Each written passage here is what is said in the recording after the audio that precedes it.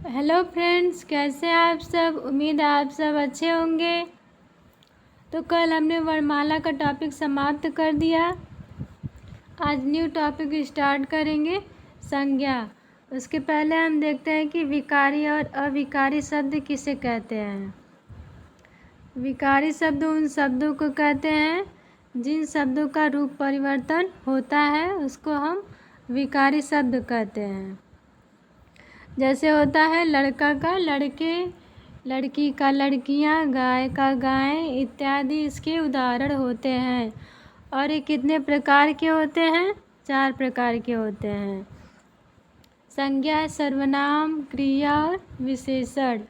अब आते हैं अविकारी शब्द पे। अविकारी शब्द होता है जिन शब्दों का हमें रूप परिवर्तन नहीं करना होता है। जैसे हो गया यहाँ, वहाँ, जब, तब, कैसे।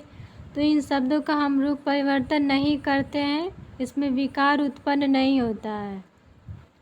तो यहाँ पे हो गया अविकारी शब्द। और ये कितने प्रकार के होते हैं?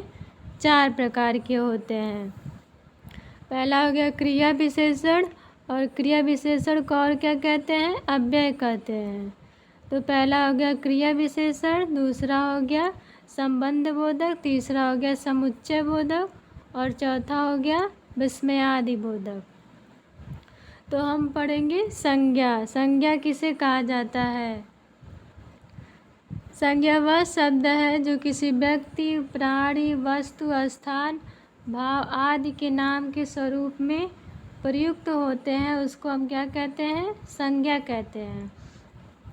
अतः सभी नाम पदों को संज्ञा कहा जाता है। नाम पदों जैसे यहाँ पे उदाहरण दे दिया गया है, मोहन, गाय, आगरा, क्रोध, राम, श्याम इत्यादि नाम पदों का उदाहरण को हम संज्ञा कहते हैं। अब आते हैं संज्ञा की परिभाषा पर। संज्ञा उन विकारी शब्दों को कहा जाता है। विकारी शब्द हमने आपको बता दिया ऊपर को किसे कहते हैं। संज्ञा उन विकारी शब्दों को कहते हैं जिसमें किसी वस्तु, भाव, स्थान, व्यक्ति, नाम के गुणधर्म, भाव, दशा, अवस्था आदि का बोध कराए, उसको हम क्या कहते हैं? संज्ञा कहते हैं। तो यहाँ पे उदाहरण दे दिया गया है, श्याम, मेज, पुस्तक, हाथी इसके संज्ञा के उदाहरण इत्यादि होते हैं। अब यहाँ पे दिया है पद किसे कहा जाता है। सार्थक वर्ण समूह क्या कहलाता है? शब्द कहलाता है। और शब्द 2 ही प्रकार से हो सकते हैं, एक होता है सार्थक शब्द, एक होता है निरर्थक शब्द। सार्थक शब्द जैसे मेज, पुस्तक, तो यहाँ इन दोनों शब्दों का कोई अर्थ निकलता हो, उन शब्दों का हम सार्थक शब्द कहते हैं। और निरर्थक शब्द होता है जैसे कोई हम शब्द बोले रोटी, वोटी, तो रोटी तो सार्थक शब्द होता है, इसका कोई अर्थ निकल रहा है, लेकिन ओटी का कोई शब्द अर्थ नहीं निकल रहा है, तो यहाँ पे क्या हो गया? वो निरर्थक शब्द हो जाता है। किंतु जब हम इन शब्द का हम प्रयोग वाक्य में करते हैं तो इस शब्द का रूप क्या हो जाता है? बदल जाता है। तो इस शब्द को शब्द न कह कर के क्या कहते हैं? पद कहा जाता है। अब आते हैं हिंदी में पद कितने प्रकार के होते हैं। हिंदी में पद 5 प्रकार के होते हैं। कितने? 5। पहला हो गया संज्ञा पद, सर्वनाम पद, विशेषण पद, क्रिया पद, अव्यय पद। तो हमें पढ़ना है संज्ञा पद।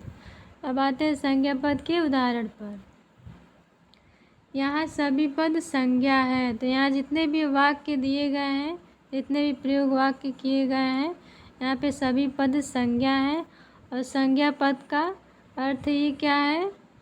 अर्थ क्या होता है? नाम होता है। जैसे यहाँ पे दिया गया है कि रमेश कल कोलकाता जाएगा, तो यहाँ पे रमेश व्यक्ति का नाम हो जाएगा, कोलकाता क्या हो जाएगा? स्थान का नाम हो जाएगा।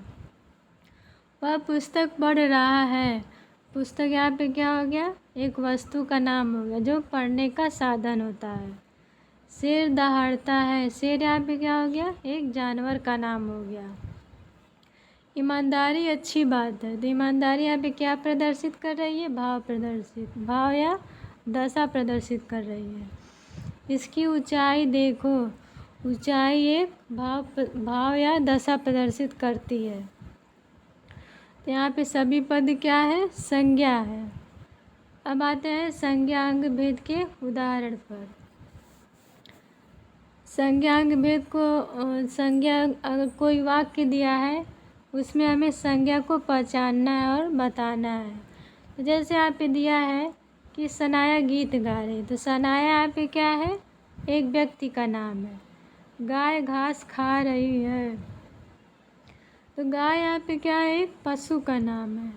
आम बहुत मीठे हैं, तो आम क्या हो गया है? फल का नाम होता है। अब आते हैं संज्ञा के प्रकार पर। तो संज्ञा मुख्य रूप से कितने प्रकार के होते हैं? 3 प्रकार के होते हैं। व्यक्तिवाचक संज्ञा, जातिवाचक संज्ञा, भाववाचक संज्ञा। किंतु जातिवाचक संज्ञा के 2 भेद बढ़ जाते हैं, तो उसको हम पहला होता है द्रव्यवाचक, दूसरा होता है समूहवाचक। तो अब आते हैं संज्ञा के प्रकार पर। पहला हो गया व्यक्तिवाचक संज्ञा। तो वह शब्द किसी एक व्यक्ति, वस्तु, स्थान आदि का बोध कराए। व्यक्तिवाचक संज्ञा का क्या होता है? व्यक्ति, वस्तु, स्थान आदि का बोध कराता हो, उसको हम क्या कहते हैं? व्यक्तिवाचक संज्ञा कहते हैं। उदाहरण हो गया राम, श्याम, मोहन, टेबल, कुर्सी, कार, दिल्ली, मुंबई इत्यादि क्या है? व्यक्तिवाचक संज्ञा के उदाहरण है। तो यहाँ पे राम श्याम क्या है? एक व्यक्ति का नाम है। क्या है? व्यक्ति का नाम है। टेबल और कुर्सी क्या हो गया? ये बैठने का साधन होता है। कार यहाँ पे क्या है? यातायात का साधन है। और दिल्ली और मुंबई क्या हो गया? एक स्थान का नाम है, एक राज्य होता है दोनों। अब आते हैं दूसरे प्रकार पे। जातिवाचक संज्ञा क्या होता है? तो जातिवाचक संज्ञा किसे कहते हैं? जातिवाचक संज्ञा जिस शब्द में हमें जाति का बोध कराता हो। जिस शब्द में हमें जाति का बोध कराता है उसको हम जातिवाचक संज्ञा कहते हैं। उदाहरण के तौर पे देखें तो जैसे हो गया लड़का, लड़की, नदी, पर्वत। यहाँ पे जैसे यहाँ पे दिया लड़का, तो लड़का किसी एक लड़के के लिए नहीं कहा जा रहा है, सभी लड़कों के लिए कहा जा रहा है। वैसे ही लड़की, नदी, पर्वत यहाँ किसी एक पर्सन के लिए नहीं कहा जा रहा है, सभी के लिए कहा जा रहा है। तो यहाँ पे जाति का बोध कराता है। अब आते हैं जातिवाचक संज्ञा के 2 भेद पर। क्या क्या होते हैं? एक होता है द्रव्यवाचक, एक होता है समूहवाचक। तो पहला देखते हैं द्रव्यवाचक। तो जिन संज्ञा शब्दों में किसी धातु, द्रव्य, सामग्री, पदार्थ आदि का बोध कराए तो उसको हम क्या कहते हैं? द्रव्यवाचक संज्ञा कहते हैं। क्या कहते हैं? द्रव्यवाचक संज्ञा। उदाहरण देखें तो गेहूँ, चावल, घी, सोना, चांदी, तांबा, ऊन इत्यादि क्या है? द्रव्यवाचक संज्ञा के उदाहरण हैं। तो जैसे यहाँ पे गेहूँ, चावल, घी क्या है? यहाँ पे भोजन की सामग्री है। सोना, तांबा, सोना और चांदी क्या है? आभूषण है। तांबा क्या है? यहाँ पे धातु है। और ऊन क्या है? यहाँ पे वस्त्र बनाने की सामग्री है। अब आते हैं समूहवाचक संज्ञा पर। तो समूहवाचक संज्ञा किसे कहा जाता है?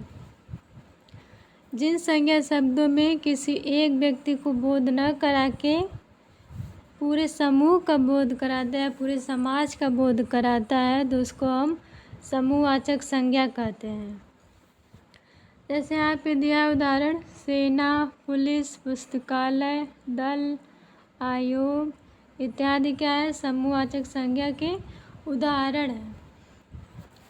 जैसे यहाँ पे दिया है सेना, तो सेना में कई सैनिक होते हैं, तो यहाँ पे क्या है? समूह को प्रदर्शित कर रहा है। पुलिस यहाँ पे क्या दिया है? पुलिस हर राज्य, हर देश में होता है, तो यहाँ पे समूह को प्रदर्शित कर रहा है। पुस्तकालय में अनेकों पुस्तकें होती हैं, यहाँ पे किसी एक पुस्तक की बात नहीं हो रही है। दल अनेकों व्यक्तियों से बनता है। आयोग क्या है? किसी विशेष के लिए आयोजित किया जाता है और आयोग में अनेकों व्यक्ति होते हैं, अनेकों सदस्य होते हैं। अब आते हैं तीसरे प्रकार पर, भाववाचक संज्ञा पे। तो भाववाचक संज्ञा किसे कहा जाता है? जिन संज्ञा शब्दों से गुण, दोष, धर्म, दशा, पदार्थों की अवस्था, भाव आदि का बोध कराए तो उसको हम क्या कहते हैं? भाववाचक संज्ञा। जैसे उदाहरण देखें तो बुढ़ापा, मिठास, क्रोध, हर्ष, बचपन, मोटापा, प्रेम इत्यादि क्या है? भाववाचक संज्ञा के उदाहरण हैं। तो बुढ़ापा यहाँ पे क्या है? बुढ़ापा एक जीवन की अवस्था होता है। मिठास यहाँ पे क्या होता है? मिठाई का यह गुण होता है। क्रोध, हर्ष क्या है? यह दोनों भाव या दशा होता है, भाव या दशा को प्रदर्शित कर रहा है। बचपन क्या है? बचपन बालक का गुण है। मोटापा क्या है? मोटापा एक अवस्था होता है और प्रेम क्या है? एक अवस्था है। आदि इसके कई प्रकार के भाववाचक के उदाहरण होते हैं। अब आते हैं स्वतंत्र भाववाचक संज्ञा पर। जिन भाववाचक संज्ञा में किसी भी प्रत्यय का प्रयोग नहीं होता है तो उसको हम क्या कहते हैं? स्वतंत्र भाववाचक संज्ञा। जिन संज्ञा शब्दों में हम प्रत्यय का प्रयोग नहीं करते हैं उसको हम क्या कहते हैं? स्वतंत्र भाववाचक संज्ञा। जैसे उदाहरण हो गया दुख, सुख, रोग, संसार इत्यादि। और अगर हम भाववाचक संज्ञा में अगर हम प्रत्यय जोड़ देते हैं, स्वतंत्र भाववाचक संज्ञा में अगर हम प्रत्यय जोड़ देते हैं तो वहाँ पे क्या शब्द बन जाता है? विशेषण शब्द बन जाता है। जैसे यहाँ पे उदाहरण दिया है सुख प्लस ई। ई यहाँ पे क्या है? प्रत्यय है। क्या है? प्रत्यय है यहाँ पे। तो सुख प्लस ई होगा तो क्या होगा? सुखी बनेगा। रोग प्लस ई रोगी, प्रेम प्लस ई प्रेमी, प्यार प्लस आ प्यारा, संसार प्लस ई संसारी। ओके, यहाँ पे हो जाएगा संसारी। तो ये आज का टॉपिक समाप्त होता है। ये संज्ञा पूरा टॉपिक ख़त्म हो जाता है। तो हम अगले टॉपिक से शुरुआत करेंगे। तब तक के लिए थैंक यू।